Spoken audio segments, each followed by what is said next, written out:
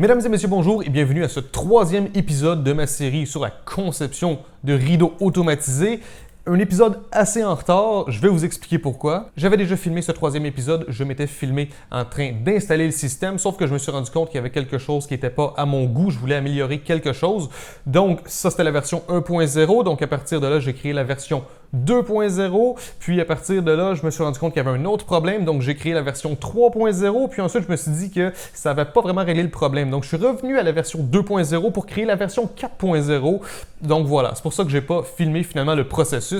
Et c'est pour ça qu'aujourd'hui, je vais simplement vous montrer qu'est-ce qui a été fait maintenant que c'est fait. Donc, je sais que ça aurait peut-être été intéressant de me voir en train de travailler sur le projet, sauf qu'il y a tellement eu de modifications que finalement, c'était un petit peu compliqué à filmer pendant que je faisais le projet. Donc là, tout est installé au mur dans les rideaux. Donc, je vais vous présenter tout ça. Je vais vous présenter les pièces que j'ai designées et que j'ai ensuite imprimées en 3D pour faire ce projet-là. Et bien sûr, je vais vous expliquer c'est quoi les différences entre la version 1.0, la version 2.0, la version 3.0, la version 4.0. Je vais vous expliquer les problèmes que j'ai rencontrés et comment je les ai réglés. Puis aussi, je vais vous montrer le boîtier que j'ai fait pour mon circuit imprimé. Et puisqu'on parle de circuit imprimé, c'est une bonne transition pour vous dire que cette vidéo est sponsorisée encore une fois par PCBWay. C'est eux qui ont manufacturé le circuit imprimé de mes rideaux. PCBWay est un manufacturier de circuits imprimés, donc vous designez vos circuits et eux, ils vont les imprimer. Si vous utilisez le lien dans la description de la vidéo pour vous commander un circuit imprimé, vous pouvez économiser 5$ sur votre première commande. Donc, allez voir ça, lien dans la description de la vidéo. Donc, je vais commencer par vous montrer qu'est-ce qui se passe au niveau des rideaux.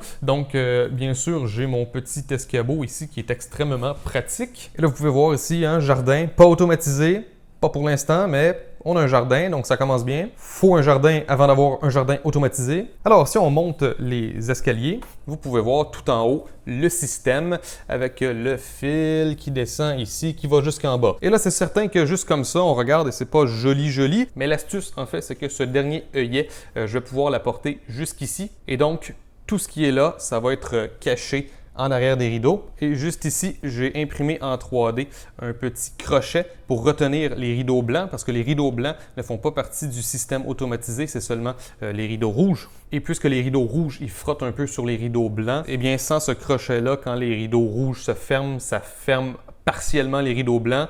Puis ensuite, quand ils se rouvrent, ben, ça les rouvre, mais pas au complet. Donc bref, j'ai décidé de les attacher de chaque côté. Mais bon, qu'est-ce qui se passe ici? Ça ici, ça arrive d'une prise murale, ça s'en va se faire convertir en 12 volts. Ensuite, la sortie 12 volts, juste ici, j'ai raccourci le fil et puis ça vient se brancher dans mon circuit imprimé qui est à l'intérieur de mon boîtier qui est imprimé en 3D. Donc ça, je vais vous en parler plus en détail tout à l'heure, mais ici, j'ai mon bouton poussoir, un petit raccourci ici que je peux appuyer pour faire ouvrir et fermer les rideaux manuellement. Donc j'appuie une fois, ça ferme les rideaux, j'appuie une fois, ça ouvre les rideaux, et les rideaux, ils sont conscients de leur état actuel. Donc si les rideaux, ils sont déjà ouverts, si j'appuie, ça va se fermer, et vice-versa. Ici, j'ai mon capteur de couleur qui vérifie quelle couleur est la courroie. Quand la courroie, elle est blanche, ça veut dire qu'on n'est pas ouvert, et quand ça devient noir, ça veut dire que les rideaux, ils sont ouverts. Donc ça, c'est leur position initiale. Le fil du moteur, ça descend ici, puis ça va en dessous et ça entre dans le circuit. Juste ici, j'ai mon capteur de luminosité, donc ça se branche en haut ici. Le capteur de couleur aussi, il se branche ici. Le capteur de luminosité, ça ressemble à ça ici. Je l'ai mis dans un tout petit boîtier que j'ai imprimé en 3D aussi. Et je l'ai mis un peu en angle parce que, comme vous pouvez voir, il ne pointe pas directement à l'extérieur. Donc, en pointant en angle comme ça, vous voyez qu'on évite un petit peu l'ombre qui est ici. Et je mentionne aussi que le capteur de couleur, il est sur un support qui est collé avec du papier collant double face sur ma partie moteur ici. C'est la façon la plus facile que j'ai trouvée pour pouvoir imprimer ma partie moteur 100% d'un coup, tout en ayant un support pour le capteur de couleur que je peux bouger au besoin. Donc ça se décolle assez facilement quand je veux, puis je peux l'ajuster en hauteur, puis un petit peu en avant, un petit peu en arrière, etc. Ça fonctionne merveilleusement bien. La partie moteur, eh bien, j'ai un petit boîtier imprimé en 3D. Le moteur se glisse à l'intérieur de ce petit boîtier-là. Puis ici, vous voyez que mon boîtier pour moteur, il y a un endroit pour mettre deux vis et ces deux vis-là se connectent à cette pièce-là ici qui vient se serrer sur les deux tiges des rideaux. Donc ça recule pas, ça bouge pas. Ce que vous voyez bouger, en fait, c'est vraiment juste la flexibilité de cette partie en métal-là qui retient les rideaux. Donc ça peut pas aller de gauche à droite, c'est super solide. Et toutes les pièces que j'ai imprimées en 3D, je vais vous les montrer à l'ordinateur aussi. Mais c'était vraiment plus simple d'imprimer mon boîtier pour moteur et ces deux supports-là de façon séparée. Puis ensuite, je viens visser, visser, visser, visser. Puis ces vis-là ici, c'est vraiment pour serrer cette section-là avec mes tiges de métal. Vous voyez un petit peu la vis avec l'écrou. Puis ça fait que ça ne bouge absolument pas. Puis je pense que le résultat, il est quand même propre. Parce que si je me recule un peu, vous voyez que oui, si on le regarde, on le voit, mais en tant que tel, c'est pas extrêmement intrusif. Puis je pense que si j'ajuste un petit peu mieux ma courroie, elle va être un petit peu plus droite. Là, elle courbe un peu. Et si on va de l'autre côté des rideaux, eh bien, c'est pas très compliqué. On a le même genre de support, sauf que là, j'ai une courroie qui est vissée dans ce support-là, donc tout simplement. La manière dont mes rideaux sont fixés à la courroie, c'est très simple en fait. Si je tire sur ça ici, vous pouvez voir que j'ai une attache plastique avec du fil à pêche. Et ce fil à pêche-là, j'ai fait de la couture avec. Je l'ai entouré autour de cet anneau-là ici. Ensuite, j'ai mis de la colle contact sur les nœuds, donc les nœuds ne devraient pas se défaire. Et vous allez voir, quand je tire comme ça, vous allez voir que mes rideaux, ils se suivent très bien. Ça me fait des plis qui sont tous à peu près égaux. Et ça, c'est parce que je me suis bien amusé à faire de la couture entre chaque œillet. J'ai mesuré du mieux que je pouvais la distance entre chaque. Et ça fait que quand mes rideaux s'ouvrent, tous mes plis, ils sont à peu près de la même grandeur et c'est extrêmement joli. Ça fonctionne super bien. Puis ensuite, quand les rideaux se ferment, tout s'écrase en quelque sorte. Vous voyez, je fais ça comme ça. Puis ça revient tout à fait normal. Maintenant, je vais vous parler, c'était quoi la version 1. La version 1, ce moteur-là, la poulie, elle pointait vers le bas. Donc, au lieu que le moteur tourne comme ça, il tournait comme ça. Donc, ce qui se passait en fait, c'est que les poulies, déjà, au lieu de les faire passer au milieu de l'œillet, je les avais fait passer entre le rideau rouge et le rideau blanc, sauf qu'il n'y a vraiment pas assez de place. Et donc, ça finissait par faire mordre la courroie et c'était extrêmement bruyant. Et je me suis dit que c'était probablement pas très bon pour faire survivre cette courroie longtemps. Je me suis dit que ça allait l'abîmer bien rapidement. Et je vais vous insérer un clip ici à l'instant du bruit que ça faisait. Donc, comme vous pouvez le constater, c'était extrêmement bruyant et c'est pour ça que je me suis dit, tiens, je vais pivoter le moteur puis je vais essayer de faire passer ça par l'œillet et finalement, ça a très bien fonctionné. La partie qui m'a fait réfléchir un peu, c'est que pour que ça s'aligne bien avec les œillets, il fallait que le moteur il soit un petit peu au-dessus des tiges. En fait, il est à peu près à la moitié de la hauteur des tiges. Donc, je ne pouvais pas juste avoir un support et avoir le moteur collé en dessous, juste ici. Donc, c'est pour ça que j'ai deux supports sur lesquels le boîtier du moteur il est vissé. Ça remonte un petit peu le moteur, puis ça fait que la poulie elle est mieux alignée avec les œillets. Donc, ça, c'était la version 2. Le problème de la version 2, c'est que là, c'était le moteur qui était bruyant. Moi, le bruit du moteur, ça ne me dérange pas vraiment. Ce qui me dérange, c'est le fait que ça faisait vibrer mon mur au grand complet, comme si j'avais une perceuse qui était collée dessus. Donc ça aussi, je vais essayer de vous montrer un clip à l'instant. Je vais vous faire entendre le bruit actuel des moteurs. Donc je vais appuyer sur le bouton ici. Ça va enclencher le moteur et on va entendre le bruit qu'il fait. Donc, c'est parti, je vais appuyer. Vous pouvez entendre le bruit que ça fait et vous pouvez voir que ça bouge. Présentement, les rideaux ne sont pas attachés. Donc, comme vous pouvez voir, extrêmement bruyant. Donc, je me suis dit, ce que je vais faire, c'est qu'au lieu de connecter ça ici avec des vis, je vais connecter ça avec des élastiques. J'ai fait la même chose aussi avec la poulie de l'autre côté. Donc, c'était tout relié par des élastiques. Puis ensuite, même que les supports en métal ici qui tiennent les tiges en tant que telles, j'avais mis un genre de tissu pour essayer d'absorber le bruit. Et honnêtement, ça n'a fait aucune différence. Ça m'a beaucoup surpris. Je pensais au moins que ça améliorerait un peu, mais vraiment zéro. Et c'est pour ça que je suis retourné avec la version 2, donc j'ai absolument pas d'élastique. Je suis revenu avec des vis. J'ai pas de tissu absorbant ici. Et là, je suis passé à la version 4, c'est-à-dire que j'ai modifié un petit peu quelques pièces pour que ce soit plus facile à installer. Donc, rien de majeur. Physiquement, ça n'a pas énormément changé. Mais ce que j'ai fait, c'est que j'ai ouvert mon boîtier, je suis allé chercher mon circuit imprimé et j'ai soudé des pins. Et oui, j'ai activé le micro-stepping sur mon moteur. Voici le driver de mon moteur. Les pins M0, M1 et M2, je ne les avais pas soudés parce que je pensais tout simplement y aller en full step. C'est-à-dire que chaque fois que j'envoie un signal à mon moteur, il fait un step complet, c'est environ 1,8 degrés. Mais le problème, c'est qu'on envoie un signal au moteur, le moteur il bouge, puis ensuite il s'arrête d'un coup sec. Et puisqu'on démarre d'un coup sec et on arrête d'un coup sec à chaque fois, ça fait que ça vibre beaucoup. Donc ce que j'ai fait, c'est que j'ai descendu un petit peu dans cette page et j'ai vu que je pouvais activer le 1/32e step. Enfin, j'ai pris cette ligne-là ici. C'est-à-dire que mode 0, je l'ai laissé déconnecté, mais j'ai connecté mode 1 et mode 2. Et donc, M1 et M2, il fallait que je les connecte au 3.3 volts. Et ma pin Reset, elle est connectée au 3.3 volts. Donc, tout ce que j'ai fait, c'est qu'avec un peu de soudure, j'ai connecté M1, M2 et Reset. Donc là, ces trois pins-là sont connectés à 3.3 volts. Et simplement comme ça m'a permis d'activer le 1/32e step de mes moteurs, c'est-à-dire qu'à chaque fois que j'envoie un signal au moteur, au lieu de faire un step complet de 1.8 degrés, il va faire 1/32e de 1.8 degrés, c'est-à-dire qu'à chaque step, il tourne un tout petit peu et ainsi, le moteur, encore une fois, oui, dès qu'on lui envoie le signal, il bouge super vite puis il s'arrête super vite, mais puisque la distance, elle est vraiment plus petite, eh bien, ça fait que c'est beaucoup moins bruyant. Puis, le seul endroit que je ressens de la vibration dans le mur, c'est genre ici. Donc, si je descends ici, là, je ressens pas grand-chose et ça, c'est une bonne nouvelle.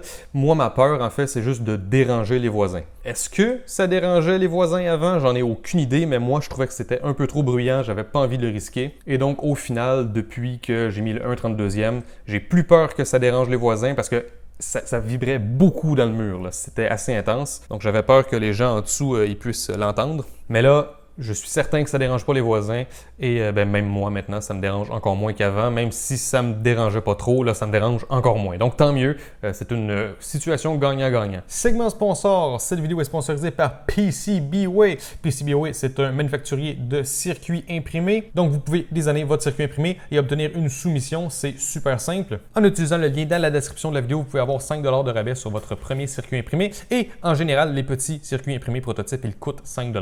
Donc vous pourriez avoir un circuit gratuitement, il resterait juste à payer les frais de livraison. Si on descend un petit peu sur la page, vous voyez ici que en ce moment, il y a une promotion sur le service d'assemblage. Le service d'assemblage, en fait, c'est qu'ils vont créer vos circuits, mais aussi vous pouvez leur donner une liste de composantes et ils vont eux-mêmes mettre les composantes sur le circuit. Donc, vous recevez votre circuit et il n'y a même pas de soudure à faire. Donc, ça, c'est assez intéressant. La raison pour laquelle je suis heureux d'être sponsorisé par PCBWay, c'est parce que j'ai moi-même utilisé leur service avant qu'ils commencent à sponsoriser mes vidéos. Et la raison pour laquelle j'aime leur service, c'est parce que les prix sont bons et on peut commander de petites quantités et ça se fait assez rapidement. Et on peut faire des trucs super simples, mais on peut aller vers des trucs plus avancés. Donc, on peut aller jusqu'à 20 couches. Donc, ça fait un circuit assez complexe. Et j'ai jamais eu de problème. Mes circuits, ils ont toujours été parfaitement imprimés. Vraiment, j'ai toujours eu un excellent service et c'est pour ça que j'accepte d'être sponsorisé par eux et c'est pour ça que je suis heureux d'être sponsorisé par eux. Donc, allez voir les liens dans la description de la vidéo pour avoir plus d'informations sur PCBWay et pour économiser 5 $ sur votre première commande. Maintenant, je vais vous présenter le boîtier que j'ai fait pour mon circuit imprimé. Ce boîtier-là, il est presque identique à celui qui est dans mes rideaux actuellement. La différence, c'est que j'ai fait une nouvelle version qui a un trou à l'avant pour mon port USB ici, parce que c'est plus facile quand le système il est branché de se brancher en USB, changer le code un peu, essayer des choses. Donc ici, j'ai un peu de ventilation. De ce côté-là, j'ai un trou pour la connexion de mes moteurs. Ensuite, ici, ça va être pour mes supports à fusibles que j'ai toujours pas reçus. D'après moi, je les recevrai jamais. Je vais probablement devoir en commander d'autres. La différence avec la nouvelle version du boîtier, c'est qu'au lieu d'avoir deux petits rectangles séparés, j'ai fait un rectangle qui est au milieu. Les fils passent quand même, il n'y a pas de problème. De ce côté-là, ici, j'ai ma prise 12 volts, deux trous pour les vis. Puis, même chose ici, hein, des trous pour les vis. Et comme vous pouvez voir, si je vous zoome ici, j'ai fait une genre d'encavure ici. Donc, la tête de la vis, elle va être bien lisse avec le dessous du boîtier. Donc, il n'y aura pas une bosse à l'arrière. Et ici aussi, j'ai mis une genre d'encavure pour mettre les vis ici parce que ici, je mets un écrou. Donc, avec une pince, je suis capable de faire entrer l'écrou ici. Puis, après ça, je peux visser là-dedans. Ensuite, il y a le dessus du boîtier. Donc, j'ai de la ventilation ici. J'ai des espaces pour les vis là. Puis ici, vous voyez, c'est mon bouton poussoir. Donc, la façon que le bouton poussoir il fonctionne, c'est très simple. Je me suis inspiré d'un design que j'avais déjà vu. C'est-à-dire que ça ici, c'est une partie qui est fixe. Et ça, c'est ce qui supporte le bouton. Donc, ça a une certaine longueur et il y a des petites encavures sur le côté parce que le bouton en tant que tel, c'est ça ici. Cette pièce-là, elle entre juste ici et vous voyez qu'avec les encavures, ça fait que mon bouton il peut pas tourner, mon bouton il peut pas vraiment glisser d'un côté ou d'un autre non plus, il va être très très stable. Puis puisque ça c'est d'une certaine longueur qui est calculée, ça s'en va directement sur le bouton poussoir qui est juste ici. Et vraiment, le bouton, il fonctionne extrêmement bien. Il ne glisse pas et il a le même clic que ce petit bouton-là ici. Donc, c'est un clic qui est relativement satisfaisant. Donc, c'est pas genre mou, on sait quand on clique. Pour vous donner une idée, ça ensuite, ça s'en va dans le trou qui est sur le côté. J'ai des fils qui passent à l'arrière ici. Un jour, je vais avoir mes fusibles qui vont aller là. Donc, un genre de petit support que je peux changer la fusible à partir de l'extérieur sans devoir ouvrir le boîtier. Et ensuite, on a le dessus qui vient s'installer comme ça. Et on a le bouton sur lequel on peut cliquer. Donc, ça ressemble à peu près à ça, presque identique à la version finale, comme je vous avais dit ici, la version finale. Il y a un endroit pour le port USB. J'ai simplement pas eu le temps de réimprimer une deuxième fois cette version finale pour ce circuit-là. Donc ça va venir. Je voulais vraiment prioriser le circuit qui est installé dans le salon pour faire la vidéo. Je vais vous montrer les pièces designées en 3D à l'ordinateur. Ça a été designé sur Tinkercad parce qu'il n'y a rien de compliqué, puis c'est assez précis pour faire ce genre de travail-là. Puis puisque je connais déjà bien ce logiciel et que je suis assez rapide quand je l'utilise, j'ai décidé de faire ça là-dedans. Donc vous voyez ici la version finale, là. Il y a un trou ici pour le port USB. Il y a juste un trou à l'arrière ici pour les fils des capteurs. Et c'est à peu près juste ça qui change. Puis vous voyez ici les trous en dessous. Ça s'imprime dans cette orientation-là avec du support qui s'imprime ici, ici, puis même chose ici et ici. Puis ici, j'ai le dessus de mon boîtier avec le bouton au milieu et tout ça, ça s'imprime d'un coup. Et comme vous pouvez voir, si je vous zoome ici, il y a un petit espace entre le dessus du boîtier et le bouton. Donc, même si toute cette pièce s'imprime d'un coup, cette pièce-là est séparée du reste. Donc, on est capable de l'enlever assez facilement. Donc, je pense que si je vous montre comme ça, vous voyez que ce n'est pas entièrement collé. Puis ça ici, c'est la petite pièce pour mon capteur de luminosité. C'est vraiment pas compliqué. Donc, à l'intérieur, j'ai un cylindre. Puis vous voyez ici, le cylindre, son diamètre, il devient très petit tout en bas. Donc, ça me permet d'insérer mon capteur de luminosité, mais il bloque tout au fond. Puis ensuite, j'ai collé ça à l'arrière. Donc, ça tient super bien. Maintenant, si je vous montre poulie et boîtier pour moteur, vous voyez ici la pièce pour la poulie. Donc, elle est vissée là-dedans. Puis ça ici, ça glisse par-dessus les tiges. J'ai une vis qui va dans cette direction-là. Puis ici, j'ai de la place pour mettre un écrou. Les trous de tout le projet, donc autant pour ça ici que ça ici, tous les trous sont faits pour des vis M3 et ils sont assez petits pour qu'on puisse visser dedans, puis ça tient assez bien. Moi, j'ajoute les écrous juste par mesure de sécurité. Je veux être certain que ça tienne très bien. Donc ça, c'est une pièce assez simple. Ensuite, j'ai cette petite pièce-là ici qui est mon support pour mon capteur de couleur. Et ça vient se coller sur cette pièce-là ici. Bon, ici, ça devrait être familier. C'est presque comme cette pièce-là ici. La seule différence, c'est que ici, j'ai absolument rien. C'est vide pour économiser du plastique. Mais ici, tout au fond, j'ai une petite épaisseur de 2 ou 3 mm pour pouvoir venir me visser sur mon boîtier de moteur. De l'autre côté, c'est pareil. Si on regarde le boîtier de moteur plus en détail, on voit qu'ici, on a les espaces pour visser le moteur. Ici, on va avoir la poulie. On a ici un espace pour faire passer le câble. Ici, ça ressort un peu pour venir s'attacher à ça. Et si vous remarquez, ici, j'ai un angle sur cette pièce-là. Et la raison, c'est parce que si je n'avais pas cet angle-là, j'arrivais pas à mettre le moteur sous cette pièce-là ici. Ça bloquait. Donc, avec l'angle, maintenant, ça fonctionne. Je peux le mettre là. Et encore une fois, la raison pour laquelle j'ai imprimé ça séparément de ça et ça, c'est parce que peu importe comment je le mets, peu importe dans quelle orientation je le mets, il aurait fallu mettre énormément de support pour que ça s'imprime d'un coup. Donc, en imprimant ça de façon séparée, puis ensuite en ajoutant 4 vis, j'économise énormément de temps d'impression et j'économise beaucoup de plastique aussi.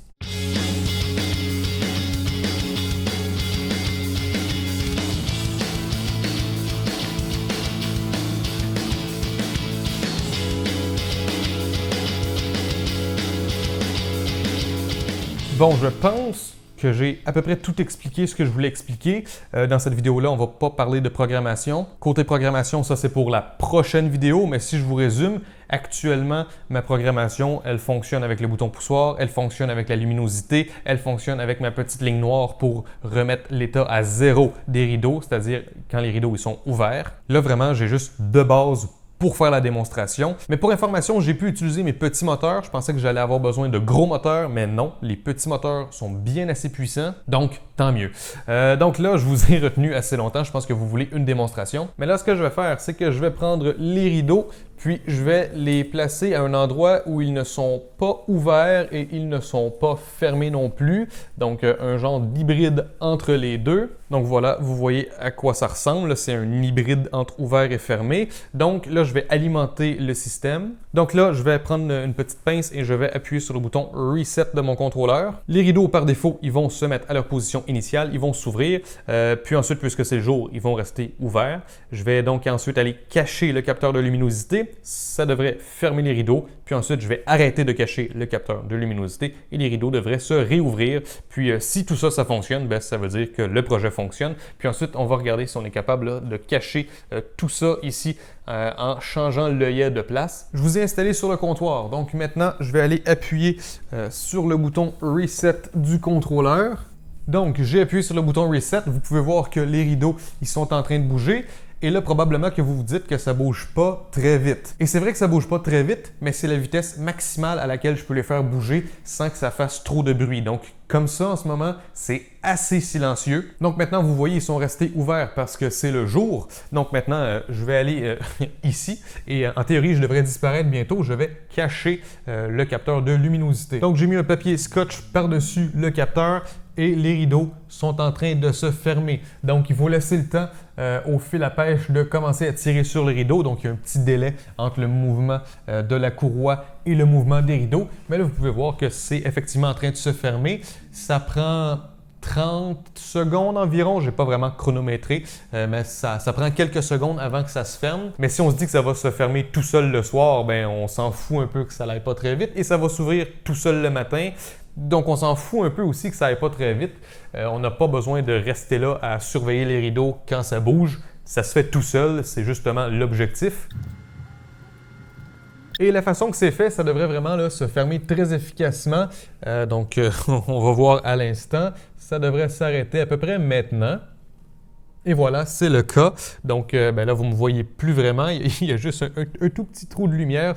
C'est tout. C'est assez bien fermé. Et en principe, ben en fait, je ne sais pas si vous voyez quoi que ce soit. Donc, je vais sortir, je vais vous allumer une lumière. Comme vous pouvez voir, puisque tous les œillets sont reliés ensemble avec du fil à pêche de longueur déterminée, ça fait que les rideaux se sont ouverts avec des plis qui sont à peu près de la bonne grandeur. Donc, en fait, c'est encore plus joli que quand je les ouvrais moi-même puis que je plaçais les plis à l'œil. Là, les plis, ils sont à peu près tous identiques. Donc, ça, c'est très intéressant. C'est fait. J'ai installé les œillets de chaque côté. Je suis très satisfait du résultat. Donc, si on regarde premièrement de ce côté-là, oui, bien sûr, on a ce pli-là qui est un petit peu plus épais que ceux-là, sauf que, regardez, la poulie, c'est comme si elle n'existait pas. Puis ensuite, si on va de l'autre côté, c'est la même situation en fait. Oui, on a un pli qui est plus gros que les autres, mais regardez, c'est comme s'il n'y avait absolument rien. On ne voit pas le moteur, on ne voit pas le contrôleur, on ne voit pas l'alimentation, on ne voit pas le fil de l'alimentation non plus. Le seul endroit où on commence à voir le fil, c'est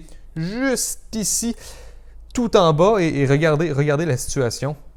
Comment est-ce qu'on est censé voir ça? On ne voit absolument rien. Et là, si je contourne le meuble et la plante, si je me mets comme ça, même là, on voit absolument rien. Et si je me tasse plus, ben il y a un mur juste ici. Donc, le système, en fait, je l'ai transformé en quelque chose d'invisible. Et c'est ça qui est intéressant, c'est que, regardez, tout ça est là, mais tout ce qu'on voit, en fait, c'est la courroie. Et même la courroie, c'est quelque chose qui est assez subtil. Donc, regardez ça comme ça. On voit pratiquement pas la courroie. Donc là, je vais mettre ça un petit peu plus clair pour qu'on voit mieux. Mais regardez, c'est quand même très, très propre comme résultat, je pense. Si je regarde la courroie, je la vois. Mais si je la regarde pas, c'est quelque chose que j'oublie presque tout de suite. Je pense que ça, c'est vraiment une réussite. On ne voit pratiquement rien. C'est très propre. Et ça fonctionne super bien jusqu'à présent. Alors, c'est tout pour cette vidéo. Je pense que cette vidéo est déjà bien assez longue. Je vous ai pas mal tout raconté. Prochaine vidéo, on parle de programmation. Et j'espère que ça va être juste un épisode. Peut-être que ça va en faire deux, on verra. Il y a certains trucs que je suis confiant de savoir comment faire, mais il y a certains trucs que je pense que ça risque d'être un petit peu plus compliqué. J'espère que vous avez aimé cette vidéo. Merci encore une fois à mon sponsor PCBWay. Allez voir le lien dans la description de la vidéo. Donc, j'espère que vous avez aimé cette vidéo. Si c'est le cas, n'hésitez pas à laisser un j'aime et un commentaire. Et n'hésitez pas à me rejoindre sur tous les réseaux sociaux, YouTube, Facebook, Twitter et Instagram. Et moi, je vous revois une prochaine fois dans une autre vidéo. Ciao tout le monde!